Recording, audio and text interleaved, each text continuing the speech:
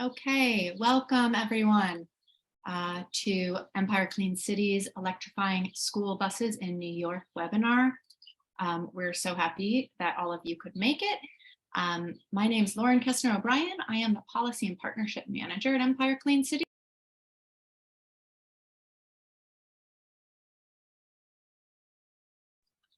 Was I on mute that whole time? Okay, take two, here we go. Welcome everyone to Empire Clean Cities Electrifying School Buses in New York webinar. My name is Lauren Kestner O'Brien. I am the Policy and Partnership Manager at Empire Clean Cities. We're so happy that all of you could make it this morning. We have an action-packed agenda. We're going to start out with our friends at Bluebird Bus. They're going to, and Girardin Energy, they're going to go over technology and infrastructure, and then move into state and federal funding opportunities. At the end, we will squeeze in some time for Q&A. I'd like to ask everyone to please keep muted throughout the webinar. You are welcome to put questions into the chat, and during the Q&A, I will read out those questions. And also during the Q&A, you are welcome to raise your hand and ask questions directly then. So Empire Clean Cities is a 501c3 non-for-profit. Our mission is to ensure clean air for future generations by providing stakeholders with reliable information about alternative fuels and advanced vehicle technology. We also have an EV campaign and online resource hub, Mission Electric. We are a part of a nationwide coalition. There are over 75 Clean Cities coalitions throughout the United States. And together we work to reduce emissions and cut petroleum consumption in the transportation sector. We specifically work under the Department of Energy's Vehicle Technology Office and have collectively deployed over 2 million alternative fuel vehicles in the United States. You can see in New York, we have six coalitions, and we have a lot of work to do. So we're happy you're all here to join us. By way of background, New York City has approximately 10,000 school buses. The country has approximately 500,000 school buses. So this is a big pie that we are trying to take a bite out of together. 26 million children ride school buses every day. So how do we electrify these school buses and make this huge transition? So here in New York City, we are planning to electrify all the school buses by 2035. As mandated by Intro 455. In New York State, there's also an electric school mandate that all new school bus purchases and leases must be electric by 2027. And of course, as we are all aware, and we'll learn more about today, the bipartisan infrastructure law provides $5 billion over the next 5 years for clean school buses throughout the United States. So yes, without further ado, I'm going to pass it over to Albert Burley at Bluebird Bus to launch us into some background information about the technology and the most recent updates that are happening in the electric school bus world. Albert, go ahead. Great, thank you, Lauren, and thank you for having us on this morning. I'm Albert Burley, the Executive Director of EV Business Development for Bluebird. Also joining me today from our local dealership on Long Island is Robert Reckenbach. He'll be available during the Q&A to answer any questions that I may not be able to cover myself. And of course, also we'll have one of our infrastructure charging partners, Stephen Koskeletis from Girardin Energy, will have a piece of this presentation as well. Obviously, most of the questions we do get around electrification is on the infrastructure side. So we certainly want to have the experts on to review that and answer any questions related to infrastructure. Okay, we can get started, Lauren, if you go to the next slide. Okay, for those of you who are not real familiar with Bluebird, we are the leading EV school bus manufacturer. We consider ourselves the alternative power experts. You're probably familiar that the EV industry is still primarily diesel. Over 90% of everything sold is a diesel product. At Bluebird, we try to concentrate on the alternative power products, and about 60% of everything we build is a product other than diesel. So that includes propane, compressed natural gas, and now electricity. We have over 20,000 of those products on the road today. I think we're just about to hit 24,000 products and those are operating in over 3,000 school districts in the US and Canada. Next slide. We offer electric school bus products in every vehicle type. First through Type A, that's with our partner Bird in Quebec, builds a Type A product on their chassis. That product has an 88 kilowatt hour battery, will go 100 miles or more on a single charge. They do have available level 2 and level 3 charging in that product. And they have quite a few of these on the road now. I think about 200 and almost 300 products now actually in operation on the Type A chassis. So it's been very, very successful for us so far. Next slide. And of course, at Bluebird, we offer both the both the Type C and Type D product electrified also. In the Vision, that's a 155 kilowatt hour battery, and we are just launching this month, which I'll talk about more later, a extended range battery in that product. And we also offer the Type D product in the All-American RE. I know not quite as common in the New York City area, but we do offer that with passenger capacity up to 84 passengers for customers that are interested in a transit style product. Next slide. So how are we doing on deployment so far? As I mentioned, we are the leader in EV electric school buses. And right now we actually have deployed buses in 36 states and 4 Canadian provinces, considerably more than any other manufacturer. The great thing about that is we have experience now in very cold climates. You can see we have buses running in Canada, especially very cold climates like Quebec and other northern markets. And certainly New York has your fair share of cold weather. But we also have buses running in areas like Texas and Arizona, Southern California, Florida, very warm climates. So that gives us a lot of experience in how these buses operate in various conditions, and allows us to make changes and updates to make sure these things are efficient and reliable, regardless of the conditions they run in. Now, if you look off to the right, you can see the growth in our school buses since we introduced them in 2018. Just a few that year, but going into 2023, currently we have quite a few buses delivered this year and quite a few in our backlog. In total, we have over 1,200 Bluebird school buses in operation, again, across the US and Canada. Next slide.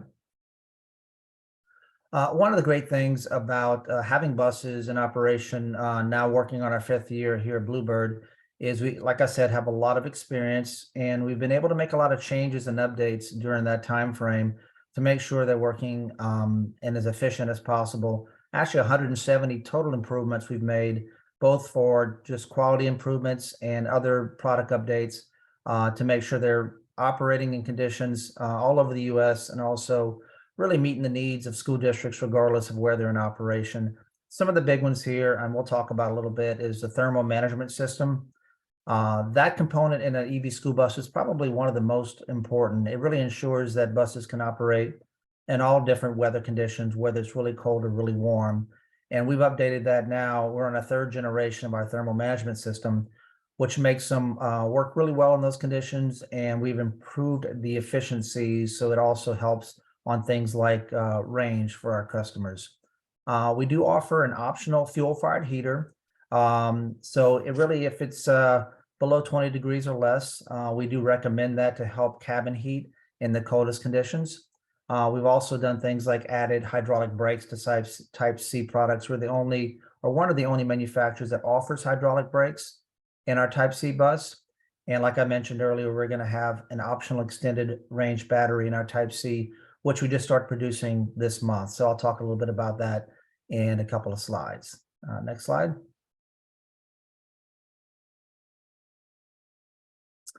I mentioned that thermal management system. This is just a diagram of it, but why this is so important is it really regulates the temperature for the batteries and also provides cabin heat for the batteries as well. So it's a very important component, and we think we've really gotten it right this time. We have what we believe is an advanced thermal management system. We've done things like added an additional electric heater and separated the coolant loop. So now we have electric heaters dedicated to providing cabin heat. They work really, really well, and we have a separate electric heater that's dedicated to just keeping the battery temperatures at their optimal temperature, which they like to be around 70 to 80 degrees all the time. So our system, we believe now, works really well in conditions that you guys will experience in the New York City area. And we think it's one of the reasons we're doing so well in this space is we kind of figured out how to manage battery heat and cabin heat properly with some of the changes we've made since we introduced our product. Next slide, please.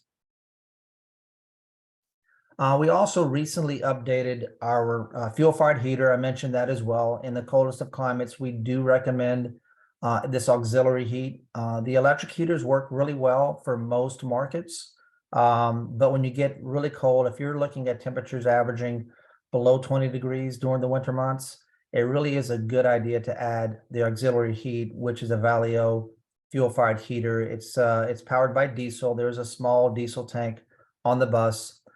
This new one we're using now is rated at 68,000 BTUs, and we do make it available in all the EV bus models. So for any customers in New York who want to have a little additional cabin heat, this is a great product to add to your buses. And we've recently updated this to be a little bit more efficient and provide more heating capacity. Next slide. I mentioned this earlier. We do have a new extended range battery that we're launching this month. Our current standard battery is 155 kilowatt hours. The extended range battery on our Type C product is 196 kilowatt hours. It should give somewhere around a 25 to 30% improvement in range. It will be DC fast charge only for that product. We still will offer both level 2 and DC fast charging on our base battery, but it is DC fast charge only for the extended range. The great thing is we have a different battery supplier that allows the batteries themselves are actually a little bit lighter. They're about actually 1,000 pounds lighter than our current offering, which is great because it really, weight is one of those components that can impact range. And the lighter you can lighten up the EV bus, the more improvements you will have in things like range. So it is lighter than our current offering. And because of that, we don't run into as many rear axle weight issues that we did on our current product. So we can get up to 77 passenger capacity in almost every market now, which is great. We also offer a faster charge rate. So because it's a larger battery, we've increased the charge rate on the larger battery to 80 kilowatts. So that allows you to still charge a battery with DC fast charging in about 3 hours, even though you have more capacity than a standard battery does. And also these batteries are internally insulated. We do offer external insulation for our batteries on our standard battery. The new battery doesn't require it because they actually come internally insulated, which is a nice feature as well. Next slide. One of our big benefits to buy Bluebird electric school buses is that you have the support of the local Cummins distributors and our Bluebird dealers. And as you can see from this map, there's quite a few across the US. We have 50 Bluebird dealers. They have 250 service locations. And of course, there's about 145 Cummins distributors in the US. And Cummins is our partner in electrification. They provide our EV components, and they do provide the after sales support as well. So wherever you're taking your diesel buses, for example, to get work on at a Cummins distributor, that would also be the same distributor that would perform warranty and service work on your EV products as well, which I think is a huge benefit. Next slide.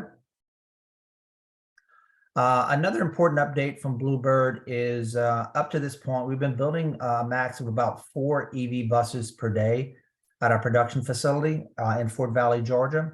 But with demand increasing with some of these EPA funds and of course local state funds as well, we've been working hard to increase our capacity, and we've just opened up a new what we call EV buildup center adjacent to our factory that will allow us to go to 12 buses within the next couple of months, 12 buses per day. And by the end of the year, we'll have capacity to do as many as 20 EV buses per day, which will give us almost 5,000 buses per year that we can produce, which certainly will keep up with demand now and certainly in the near future as well. So that was a big news for us. This just opened at the end of April. We're already up to 6 buses per day right now, and as I mentioned, we'll get up to 20 buses per day here just by the end of the year. Next slide. And that takes the school bus portion. Happy to answer questions at the end, but I'm now going to turn it over to Stephen Koskeletis with Jordan Energy. Thank you. Thanks, Albert. Thanks everyone for showing up. My name is Stephen Koskeletos. I'm with Jordan Energy. I'm the vice president and founder of the company. I am on the infrastructure side of all of this. So what you heard Albert describe is mostly the bus and its features. So I complement that offering by offering you, I guess, the fueling.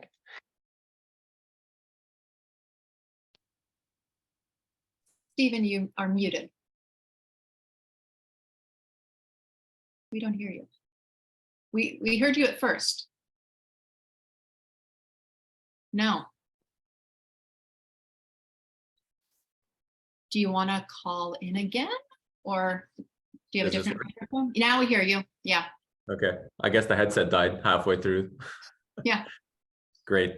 So yeah, so we're the infrastructure company. We don't we're basically the fueling to the bus. I don't know if you guys caught the first part, but We did. We got your first couple of sentences. great. So next slide, please. So when we're talking about infrastructure, we have to look at the ecosystem, right? The vehicle is obviously the most important part, but how do we get the energy required to charge these batteries? And sometimes it's not very straightforward. So I like to put this graphic up to try to explain all the players that are involved in the successful deployment of infrastructure.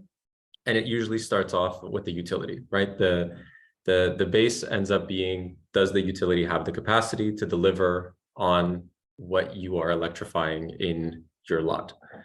And these services that are available to you to know that come from the fleet study portion of things. So to give you an example, a vehicle does a trail or a route, and that route needs to be translated into kilowatts or megawatts so that the utility understands what the impact of the site is to the grid.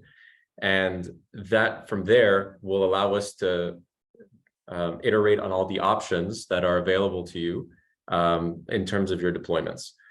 So the easiest way to look at this is your utility will set the guidelines and set the capacity. Then we need to get the power from the utility down to site using what we use as a charge pack, but using your basic electrical components that come from industry. You've heard these words before, maybe transformers, switchgear, protection, metering, breakers. These are the words that form metering and distribution that gets power to your site. And then from there, we have the famous charger. So that's usually the piece that everybody knows. What charger am I putting on to this vehicle? And we'll get to that later in this presentation of how you can determine that charger. And is the charger adequate for the bus that it's on or the route that it's doing? We'll also talk about that. And then a lot of companies are coming up and saying, look, these chargers need to be intelligent, need to be smart, need to manage your power. You have to avoid peaks. I'm sure you've all heard these buzzwords. They have to be vehicle to grid compatible. And that's where, fleet and energy management companies come in to be able to regulate and control that power. Next slide, please. So step one of the process is always to understand your fleet. Like what's it doing, right? So most of the times when we come to site and, Albert or Robert have been there before, we have an idea of how many buses, like here's the size of the fleet. Here's what I want to start with. And, so what do I do next? So when we get there, we have to understand, what is the available power? So if I'm talking to National Grid or Con Edison or all these other guys, Exelon, PSEG, we have to understand how much available capacity they have. And a lot of the utilities that are out there today offer that service. They probably actually call it a fleet analysis, but really it's a capacity study. So they'll tell us how many amps and volts are available for your site. And we use that as kind of like gospel. That's the most important thing.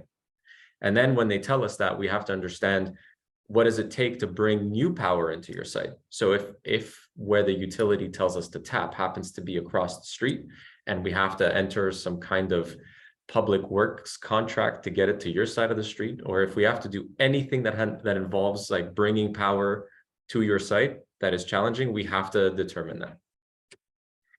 The point of all this is to eventually get to what we call a SOC analysis, a state of charge analysis, on what it's going to take to complete the route. So if I can determine that the capacity is available and I can bring the power to your site, then the next step that we get into is, okay, summer conditions and winter conditions. We know that batteries don't perform the same in both. Are you going uphill or downhill? Our initial deployments were in Quebec, and Quebec is known to be in the Appalachian areas. There's lots of hills, lots and lots of hills. You're going uphill, you're using more power. You're going downhill, you're using less power. Are you capitalizing on the regenerative braking of your bus? Battery degradation. Each manufacturer for each battery has its own degradation per year. So, you know, we spoke about a Cummins drivetrain that has a certain degradation per year. We spoke about another drivetrain, the new model, that will also degrade differently per year. It also degrades differently per usage. What's the weight of the vehicle? You know, you're carrying kids most of the time. Other industries carry, you know, it's a field trip, there's equipment at the bottom. You go to a hockey trip.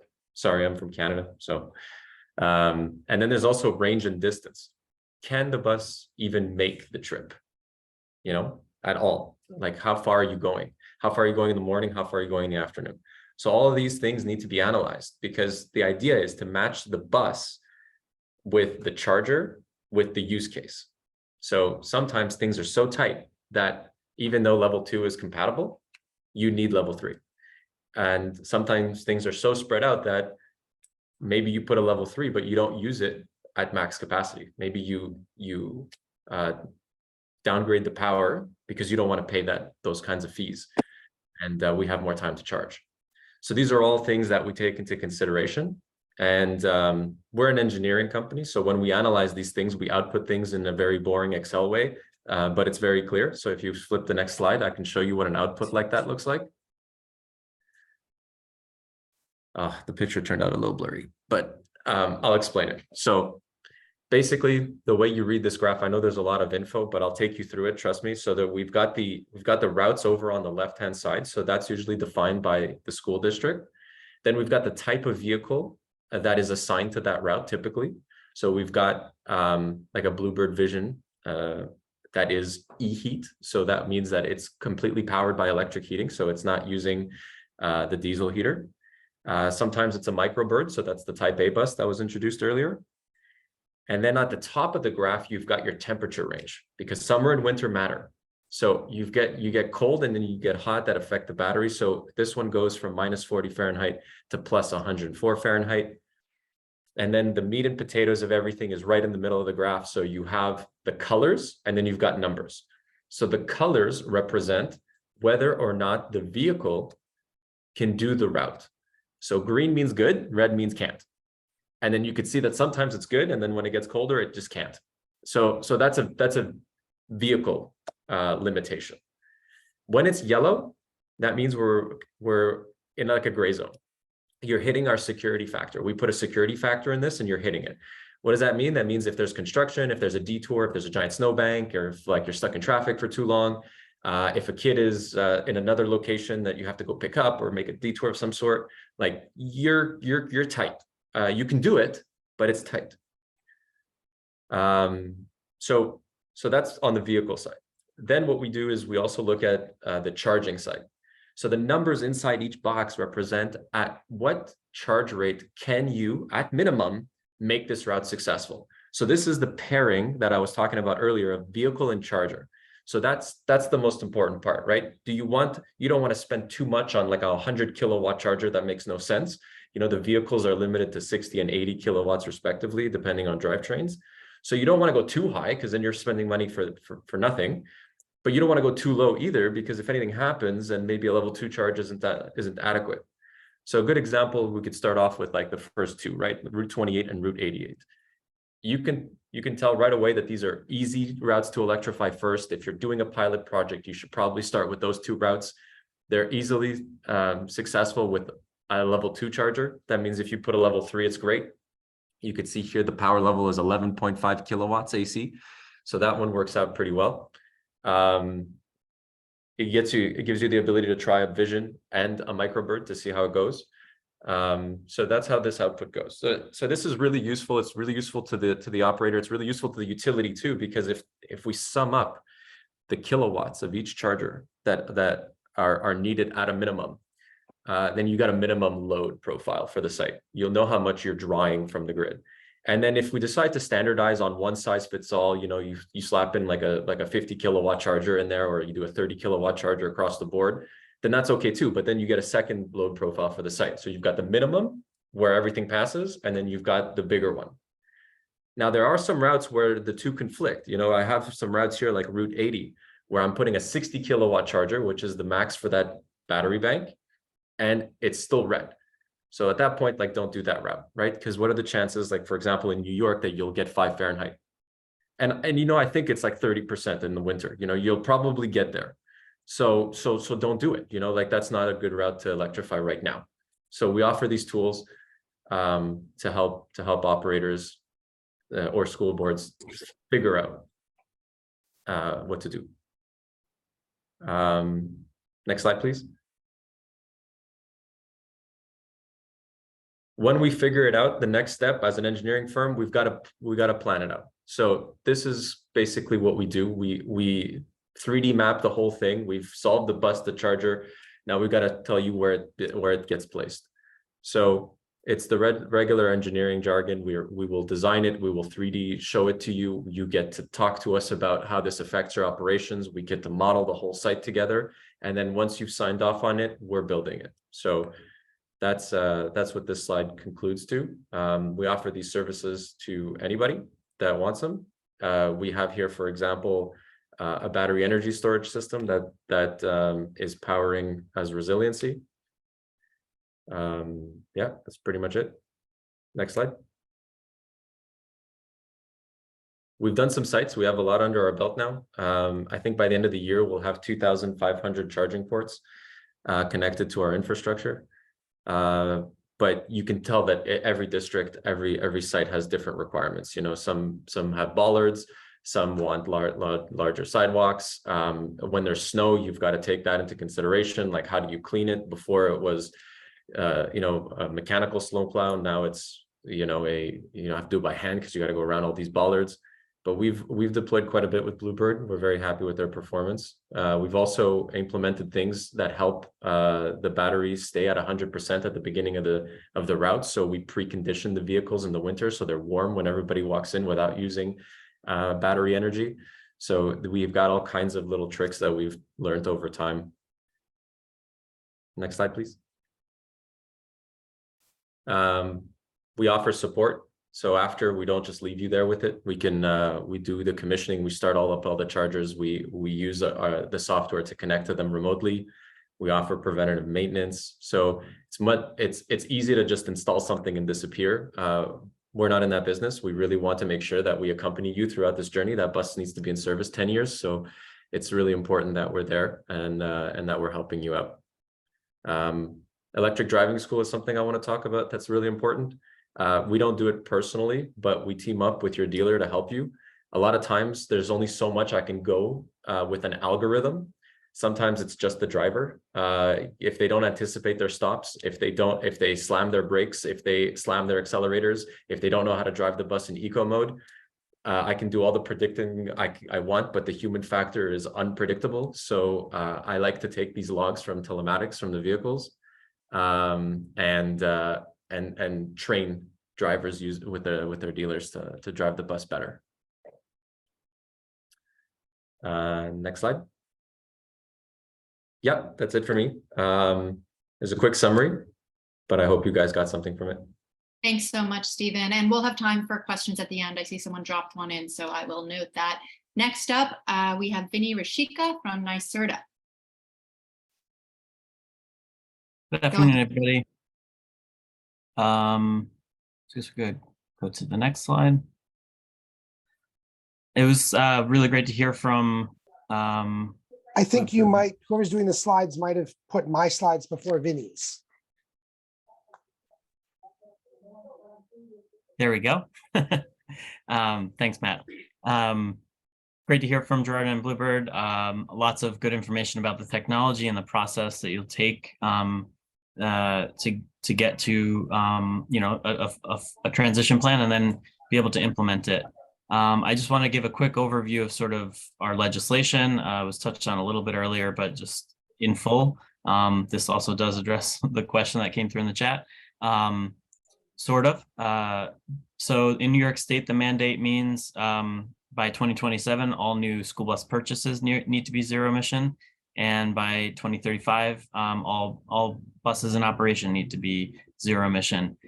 Zero emission does include all vehicles that do not have tailpipe emissions. Right now, that means electric school buses. There are fuel cell buses. They haven't really been developed on the school bus side yet, but fuel cell electric school buses will be an option in the future. But near term, our focus is on electric school buses. The technology is there, it's proven, as you saw in the earlier slides, and it's readily available. So that's sort of where we're focusing in New York. In terms of low emission options, obviously lots of manufacturers are producing those. They are not considered zero emission within the context of New York State. Next slide, please. So as part of the mandate, there was a requirement for NYSERDA to develop an electric school bus roadmap and guidebook. These documents are nearing completion. We're hoping to have them out soon, definitely this summer.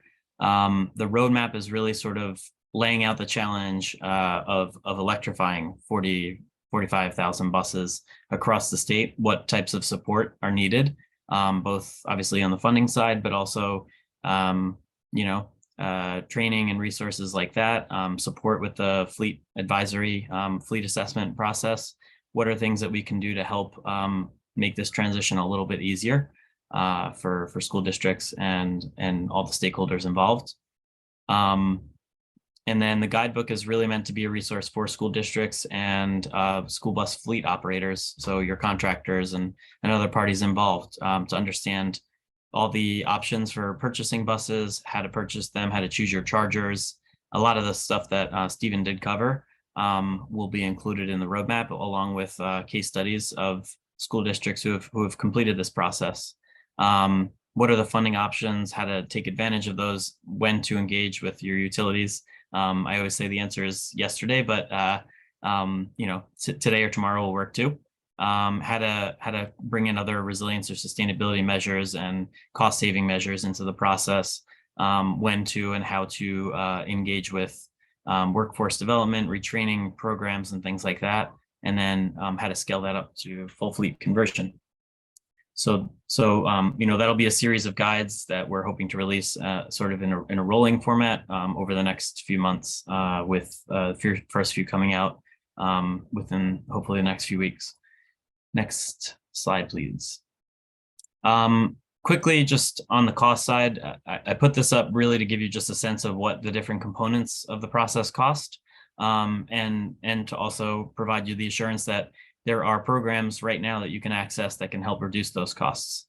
So in terms of fleet transition planning, developing a plan along the lines of what Stephen showed, can cost around $10,000 up to $100,000 if it's very complex. Sometimes districts work together, so those costs can be a little bit higher. We have two programs, our Flex Tech program and Clean Green Schools initiative, which can help with a cost share for average and low need schools not serving disadvantaged communities. It's around 75% cost share for high need schools, and those serving disadvantaged communities, it's 100% cost share right now. EPA Clean School Bus Program and joint utilities offer fleet assessment services as well as private sector folks in addition. So lots of opportunities for support. Please reach out. We can help you through this process. There's a lot of questions that need to be answered. And obviously, some help would be appreciated in doing so. In terms of bus purchasing, our New York Truck Voucher Incentive Program is active right now. We have funds to support school bus purchases. That does require scrappage at the moment, based on the source of that funding. but it does cover up to 100% of the incremental cost between a diesel bus and an electric school bus. And similarly with the Environmental Bond Act, we'll have a similar program. In all likelihood, the scrappage requirement won't be there, but we will incentivize it, provide additional incentives if you do scrap buses. EPA Clean School Bus Program, will be more detail about that, so I don't need to cover it. Same thing probably with the Inflation Reduction Act. On the charging side, similarly, there's programs set up from the federal government to support that. Our Environmental Bond Act, we will have sort of a charger portion of those funds will be dedicated to supporting charger purchases too. And then on the upgrades, the site upgrades that are needed, most of the state is covered by the major utilities, and they have a medium and heavy duty make ready program. And so those can help cover some of the utility side costs, and in the future, potentially some of the customer side costs too. Next slide, please. These are just a summary of those programs. They'll be available. We'll send them through. These are all linked. So if you need more information, you can find that there. Next slide. And I think this is just, yes, quick summary on technical assistance, which Stephen kind of covered the steps. Encouraging all districts to participate in the Joint Utilities Fleet Assessment Services program, and also reach out to us if because we can help too. And then last slide is just, I believe, yeah, reach out to me. We'll send these slides through. I'll pass it over to Matt. Sorry, I had trouble unmuting. Hi, everybody. My name is Matt Berlin. You can go, I guess whoever's doing the slides to the next slide. I'm Matt Berlin. I'm the CEO of Nice Bus, which is a nonprofit school bus company in New York City. We're about a year and a half old. Whoever's advancing slides can go one more along. So just some quick background about us. As I said, about a year and a half old, started in November of 21. We're a nonprofit school bus company. We operate about 800 routes across New York City. And we currently have 3 electric vehicles. We have 26 coming this summer, thanks to EPA funding and NYSERDA funding. And we have a grant from NYSERDA. We're working with CalSTART, WRI, and some others, Bronx Community College, Mobility House, and the League of Conservation Voters, to do to sort of map out the electrification project in real time, both in our company here, and 2 upstate districts. And what I'm going to talk a little bit about is our early experience, and also share with you what we're doing and how there's help doing that. So if Laura, are you doing the slides? If you can go to the next one. So quickly, the project that we have, and I get a note saying I have to go fast, which I'm very good at, is called Electrifying School Buses in the Bronx and Beyond. We're doing 5 things. We're creating a model electric school bus depot in the Bronx. We are then doing 2 more model depots in upstate New York. In fact, we are looking with Vinny for other districts that want to partner. We're going to create a cohort of 10 other districts. So we'd be happy to have other people that want to be part of that cohort. We're going to provide more handholding. We're then developing curriculum for mechanics and drivers and sharing lessons learned. And then our partner CalSTART is doing that guidebook and roadmap stuff that Vinny spoke about. Next slide. And I think we can skip over that. I don't know who's doing slides. Right, so lots of help. If you go back to the lots of help thing, we'll send out these links, but there are places you can sign up with NYSERDA, CalSTART, WRI for help. Funding, I think we can skip over. And really, I can just talk about sort of our experiences. There's 4 things to do. And I think Albert made a really good point that this first step, buying buses, in fact, is sort of a bit of a red herring. Like, that's not the hardest thing to do. There are guides out there. There are ways to address affordability. We think affordability is going to get better as there's more production, but there is the challenge of buying buses. The second thing to think about, if you think about these in big work streams, is the issue of power. In general, utilities have to provide power to your location, particularly here in New York. So that's a challenge, but it's a challenge of coordinating with the utility. It's not a challenge of sort of it being able to happen. Charging, I think Stephen is exactly right. This is the most challenging thing that we face, is figuring out charging, because it is complex. And we have a little bit, though we are in fact working with Girard Energy, we've sort of taken a more agile approach of starting with some charging, seeing how it works, and doing more rather than planning everything up front. And that's something I'd recommend. I'm happy to talk more about that. And finally, the sort of the operations are going to change dramatically. And that's part of the reason for this NYSERDA funded electrifying school buses in the Bronx project, is that we can generate some lessons learned and share. The next slide sort of has some red herrings, and I don't know if that's been an issue as much in the New York area, but upstate, there have been a lot of resistance to this change. We think that these are challenges that we can overcome in the bus business, right? Buses are expensive. There are subsidies for them. We've noticed with the electric buses we have that maintenance costs are far lower. Certainly adopting early gives you a chance to get incentives. And frankly, as with all of these, the cost of environmental destruction, we think is a lot more than the marginal cost of buses. As far as safety, vehicles, again, as Albert showed you, are designed to a very high standard. The safety record is very good. And we, in fact, are using the telematics on the vehicle to anticipate problems. So we, in fact, are seeing a much better safety record with these vehicles. There's this concern about insufficient power. I think that's less of a concern in the New York area, more an issue upstate. In some ways, we have worried less about this. This is the utilities job. But even sort of the concerns that we've read about elsewhere in the state about, it's going to be more coal-fired plants, those frankly are greener than having a bunch of internal combustion engines running around the city. And in fact, those engines are they're scrubbed as opposed to the ones on buses.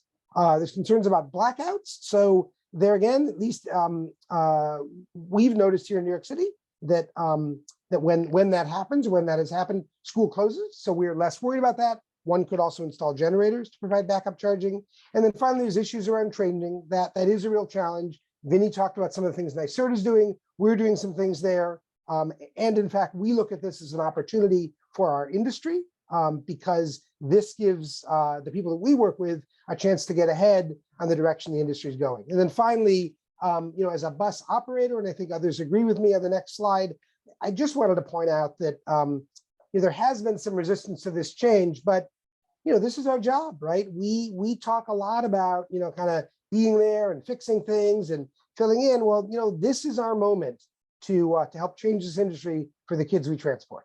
And I think I did 5 minutes, so go ahead. Thank you so much, Matt. We're going to move now to hear about funding opportunities at the federal level. We have Serena Morales from the EPA. Take it away, Serena. Awesome, I get an extra 5 minutes. That's good. All right, hi everyone. My name is Serena Morales and I work for the EPA Region 2 office, which covers New York, New Jersey, Puerto Rico, and the US Virgin Islands. I work as part of the Clean School Bus team, and today I just want to give you a brief overview of the 2023 grant program. I'm going to cover the basics of the program, and I'm also going to cover the basic differences between the grant and the rebate so that you can determine which program may be best for you. Next slide. So as Lauren said earlier, school buses travel over 4 billion miles each year, and they provide the safest form of transportation to and from school for more than 26 million children every day.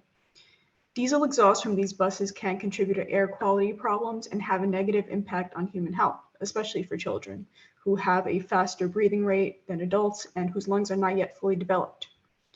The bipartisan infrastructure law provides $5 billion over 5 years to clean a substantial portion of the nation's fleet of nearly 500,000 buses. These new cleaner school bus replacements will produce either zero or low tailpipe emission compared to their older diesel predecessors.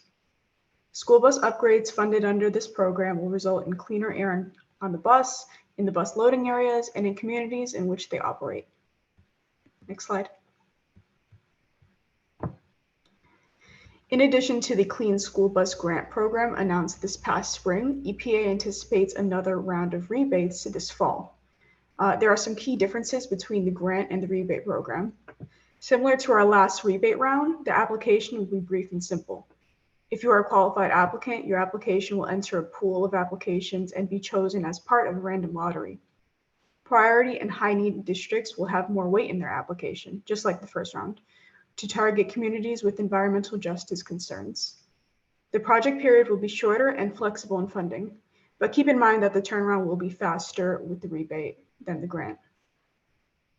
The grant application will be longer and more detailed, and you will want to take your time on the application because it's going to be scored competitively. For example, applicants who demonstrate strong environmental results will receive a higher score against another applicant that doesn't demonstrate a similar result. The project period will be longer, but this will be beneficial to many school districts as there is more time to plan and implement the project. And you'll also get more one-on-one guidance with the grant, as a project officer is going to work with you throughout the entire grant period. Next slide. So for this grant program, there's going to be two sub-programs. Applicants in the school district sub-program must request a minimum of 15 school buses and can request a maximum of 50 school buses. Applicants in the third-party sub-program must request a minimum of 25 school buses and may request up to 100 school buses. And I will talk about eligible entities in a couple slides. So next slide. The bipartisan infrastructure law allows EPA to prioritize certain communities that will benefit from the Clean School Bus Program. For this funding opportunity, prioritized communities include high-need school districts, low-income areas, rural school districts, Bureau of Indian Affairs school districts, and school districts that receive basic support payments for children who reside on Indian land. Next slide. EPA anticipates awarding approximately $400 million in clean school bus funding under this NOFO, subject to the availability of funds, the quantity and the quality of application received, and other relevant considerations. The amount of funding will vary based on the type of bus chosen by the applicant. For example, Class 7 zero-emission vehicles will receive up to $395,000. The total amounts listed include bus and infrastructure funding, but note that applicants will have the flexibility to determine how much of the total funding will go towards buses and how much will go towards infrastructure. This is in contrast to the rebates, as a certain amount of funds were allotted for bus purchases and infrastructure purchases in the last round of rebates. Next slide. Eligible existing school buses must be a diesel-powered 2010 or older model. School buses will be scrapped if selected for funding. If a fleet has no eligible 2010 or older school buses and is requesting zero-emission school bus replacements, the fleet now has some options for this round. You can now scrap a 2010 or older non-diesel bus, or scrap, sell, or donate a 2011 or newer bus. And you should check out the NOFO for more info about eligibility. Next slide. Any applications received will be scored by a variety of factors and points and will be awarded to those applications that demonstrate that they will leverage additional external funds. Funds may be received from entities outside of EPA and may be used for anything related to the project. Points will also be awarded to applications that demonstrate a strong workforce development plan, as the Clean School Bus Program aims to support the creation of high-quality jobs and strong labor practices among school districts and OEMs. A long-term infrastructure implementation plan will also be seen as a strength in your application. Next slide. So some next steps and tips for applying. You're going to want to visit the Clean School Bus website for tools and resources. And there you can see the review the threshold criteria. You want to register your organization to sam.gov and grants.gov. You want to prepare your application package, and this is the most important step, so don't rush this step. You want to start as soon as possible. Take your time and make sure it is a strong application package, because like I said, this grant will be competitive. And you want to submit your application package on grants.gov by August 22nd at 11:59 p.m. Next slide. Like I said, some important dates. April 24th, the NOFO opened, right? And applications are due August 22nd at 11:59. And the last date to submit any questions is August 9th, to keep in mind. Next slide. And that's it. If you have any questions beyond our time in this webinar, you can email cleanschoolbus@epa.gov. You could CC me, but just note that I'll automatically be CC'd anyway. So Thank you for your time. Thank you so much, Serena. So now we'll open it up for Q&A. Here are some resources we wanted to share with everyone. The Department of Energy's AFDC website has a ton of resources, including videos that will really walk you through the process of, planning to build out the infrastructure and energy to suit your school district needs. We obviously have some great people on the call today. So as Joy put in the chat, feel free to add any questions or raise your hand. And I'll start off. There was a question, maybe Albert or Robert can answer about, is the new Type C battery also available in Type D? Yeah, I can answer that. Currently, no. We are starting production, as I mentioned, of the extended range battery this month on the Type C. The Type D will be in 2024. Thank you.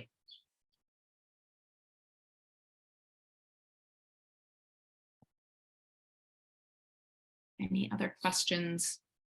I see there was one prior to that about low emission products, if they're still available, CNG and propane. I can answer that one. Currently, no, we aren't taking orders for CNG products. There are some supplier components that are no longer available. So I'm not sure if that will be available anytime in the future. But propane, yes, certainly we're still taking orders, still building propane powered buses. Our partner is still Roush CleanTech and Ford with the 7.3 liter engine. And we actually do build quite a few of those. So those are still available. Thanks, Albert. Well, I'll throw out a question back to you while we're waiting if anyone else has questions. I know a year or two ago, supply chain delays was a big issue. What's that looking like now in terms of fulfilling orders and the time it's taking? Yeah, great question. We get that one a lot, obviously. That did cause some havoc in the industry for a while. That certainly has improved considerably over the last 6 months. We still run into an occasional supplier constraint or supplier issue that will delay production somewhat. But our lead times have improved considerably. We can build most products in 6 to 8 months. That's including EV products as well. So EV products generally run a little longer than maybe diesel or propane or gas powered products, but generally they're in the kind of same time frame. Thank you. Okay, there's a question for Vinny. Thanks, Ron. The question is, Vermont school districts have been very successful in combating cold weather effects by including diesel cabin heaters. Are those permitted in New York State with the mandate for zero emission buses? We assume they are not, but has there been an official ruling on this? Hey, Ron, thank you for your question.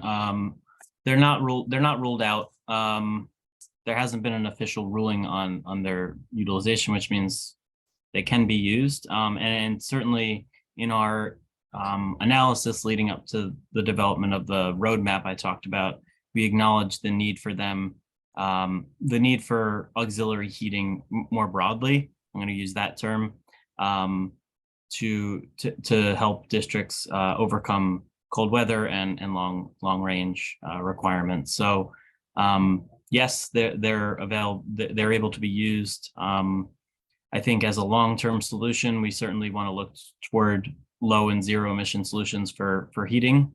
Those products are in development and have been starting to be tested on the transit bus side. Things like air source heat pumps, smaller fuel cell engines specifically focused on cabin heating, and even potentially solar. So there are a bunch of ideas that I think longer term will provide better solutions, and obviously just the battery technology will improve as well. I don't know if Albert, you want to add anything, or Robert, you want to add anything on that?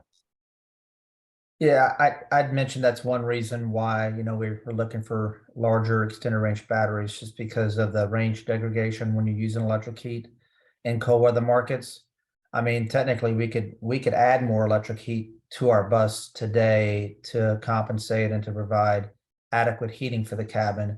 But in doing so, more electric heat you add, more degradation in range because it's going to pull that energy right from the propulsion batteries. So it's always a bit of a balance, you know, trying to provide adequate heat for the cabin while not degrading range too much. And that's what we've been kind of battling since we introduced our product.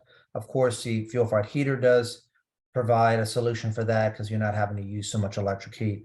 But the larger batteries, as those are developed, I think you can use more electric heat going forward and still get the adequate range you need to run most routes. So that's one solution we're looking at. Bigger batteries, use more heat, keep passengers comfortable. If I may, there's also on the infrastructure side, tips and tricks that can help with extending the range of the vehicle. We have a lot of deployments in Quebec where it gets pretty cold. So we've noticed that now we've got 2 winters under our belt with buses operating in Quebec, and we've noticed that bringing a bus to temperature is actually much more taxing than maintaining temperature. So on the infrastructure side, we can pre-program a start for a bus, maybe like an hour or 2 before the route, and cascade it so that not all buses start at the same time to maintain like site energy levels at an adequate amount. And then we could use grid power instead of battery power to heat.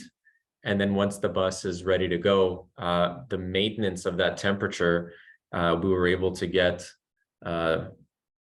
20 kilometers, so like 16 miles extra, something like that, extra, just because of that. And we're talking like dead of winter conditions, you know. So we were able to do that on the infrastructure side. That's really interesting. We also have like a maintenance mode. So the way the heater turns on is not a on-off switch where, well, it is an on-off switch, but it's not where it's on and it stays on for a really long time. It actually turns itself off. We saw the waveform for that one, and not to get too technical, but it averages out to keeping a bus maintained hot even between the AM and the PM route is actually much more advantageous for range and also energy. So we have programs like that too on the infrastructure side to help supplement all these other efforts. Thanks, Stephen. That's really interesting. Last question, because we are at time, but last one for you, Matt, from Leslie Stevens. For the 29 buses you have coming later this summer, how many will be on the road for fall deployment? And what is the critical path to get the buses deployed? So all will be on the road. And the critical, I mean, I suppose there are a few critical paths. I mean, one is getting the vehicle. There is the getting the charging in place, but that's not our first 3 vehicles. We bought a cheap home charger from Amazon, hung it on the wall, put a 240 outlet, and I mean, that works, right? And the nice thing is that we don't use our buses overnight, and so you can charge them overnight, right? And you don't want to do that because energy management maybe you want some energy management if you're doing a lot, but that worked fine. There is enough power at all of our locations, and I imagine all of ours down here for 3 or 4 buses. And then operations, we did training on it. And some of it, and I hope it's okay to say, some of it was we had to learn, right? We had to learn ways that we understood the new acceleration profile and understood regenerative braking. There's some training available. It's getting better. But it was an agile process. So the critical path is really just starting and doing things and just moving things along. I hope that's an okay answer. It's an honest answer. Deployment of the vehicles is going to be scheduled with the end user operator so that there is not a mass influx of all vehicles at one time, as the vehicle and infrastructure need to integrate together upon deployment. So implementing or delivering 5 vehicles at a time, or 5 vehicles a month, or a handful of vehicles every month until all vehicles are delivered is the best course of action. It allows the end user operator, such as Matt in this case, to slowly integrate and implement the buses and be successful with it in production. And it also helps production and schedule out the vehicles as well. Thanks, Robert, and thanks, Matt. I think this is a helpful note to conclude, which is we need a keep trying and doing and learning from that and coming together and sharing the lessons we learn so that we can really push this transition along. So I appreciate that. Thank you all for joining us today, especially to our wonderful, informative speakers. We will send out the recording of this webinar to everyone who registered and make it available widely. We also will continue having events because there's a lot to mull through with all these funding opportunities and technology. So stay tuned, subscribe to our newsletter if you haven't already. That's the best way to be apprised of what's going on. And if you have additional questions or need support on these funding opportunities, please don't hesitate to reach out. Maybe Laura, you can go to the next slide that has my contact information, and you can see some beautiful electric school buses and happy children. And hopefully, you know, this is the stuff of the future. So yeah, with I again really appreciate everyone coming and sharing the wealth of information that you shared with us today. And I look forward to continuing this conversation. Thank you.